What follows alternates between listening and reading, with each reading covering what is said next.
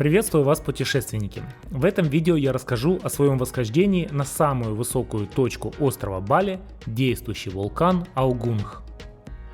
Для балийцев это священная гора, на вершине которой живут боги, и самых трудолюбивых и праведных балийцев птица Гаруда может забрать на вершину, быть рядом с богами. Поэтому для меня это было не только физическое приключение, но и духовно-мистическое, и про магию этого вулкана и трудности его восхождения я поделюсь в этом видео.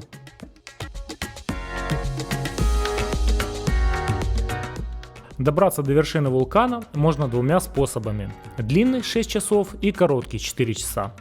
Я выбрал длинный путь, который стартует с комплекса храмов Пура-Бисаких. Я буду совершать восхождение на вулкан Аугунг. Стартует это восхождение в 10:30, и около 5:30 утра я буду на вершине вулкана.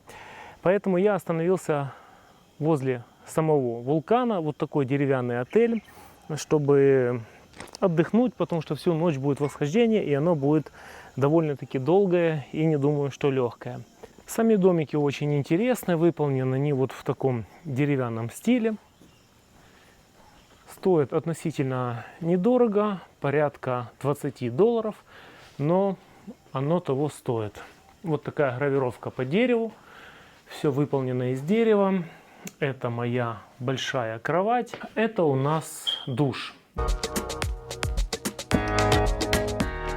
Восхождение очень сложное, поэтому нужно хорошо подготовиться, предварительно поспать и собрать с собой все трекинговые вещи: ботинки, флисы, термобелье, ветровки, штормовки, а также кремы от загара солнца.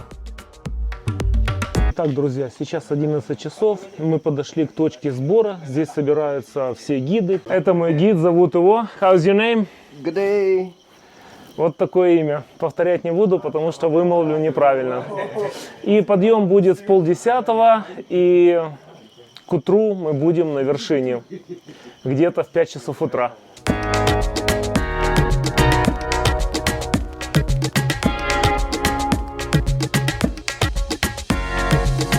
Я уже на высоте 2000 метров. Я тот, кто был на Батуре, Иджине, Брома. Я даже на Акатенанга поднимался в Гватемале. Скажу вам, это самый сложный угол наклона. Очень тяжело мне дается этот вулкан. Плюс то, что ты идешь ночью. Ну, как бы сейчас я должен спать. Это тоже добавляет сложность. Поэтому обязательно трекинговые палки, обязательно ботинки. И гида я рекомендую настоятельно. А еще мой гид готовит мне кофеек. Это очень кстати, поверьте, потому что замерз. Мы уже подобрались к вершине. До вершины 200 метров. Сейчас мы находимся в расщелине вулкана, потому что ветер сумасшедший, наверное, метров 20. И мы спрятались в этой расщелине, потому что очень холодно. Уже начинается рассвет, и я уже предвкушаю это действие.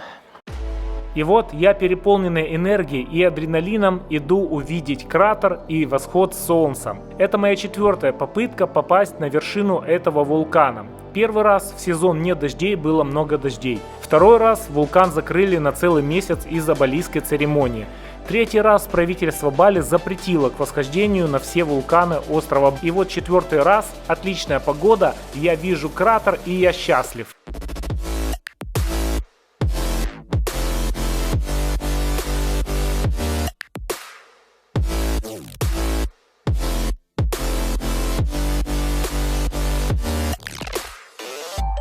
Ну а после, когда энергия и адреналин иссякли, начался утомительный и сложный спуск вниз. Хотя он и сопровождался красивейшими видами, потому что ты поднимался ночью, а спускался уже днем. И солнце осветило всю красоту острова, виды на вулканы Батур и зеленые простыни лесов.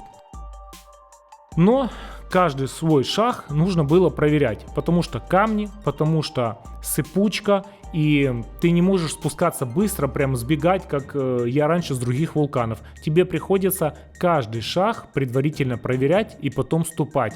А так как ты уже изнеможденный, ты всю ночь шел, ты выбросил адреналин сверху, ты уже хочешь спать, и это было очень сложнейшее спускание с вулкана. И я вам скажу, что, наверное, спускался я больше по времени, чем поднимался. Общие советы по восхождению на этот вулкан. Ни в коем случае не идите без гида. Вулкан действительно сложный. Второе, подготовьтесь. Возьмите всю трекинговую альпинистическую одежду. И последнее, если вулкан не захочет вас пустить, он вас не пустит. Вот как он не пустил меня первые разы. Ну и главная магия, что со мной произошла, это то, что на протяжении всего дня практически не было ни единого облачка над всем вулканом. И даже в конце дня я показал своему гиду фотку, и он сказал, что это очень большая редкость.